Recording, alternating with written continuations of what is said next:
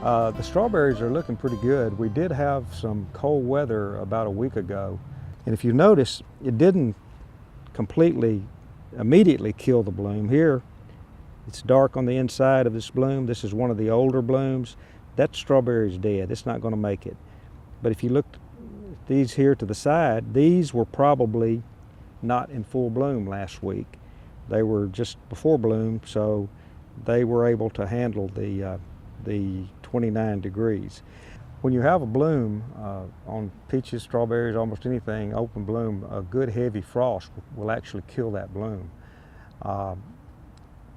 If it's before bloom or after bloom, sometimes it can stand temperatures down to about 28 degrees. So we were in the range of where these strawberries got hit pretty hard.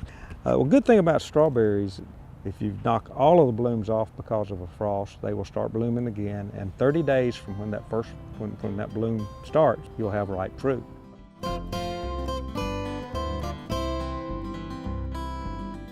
Thanks for watching. We have other quick tips. Just subscribe below.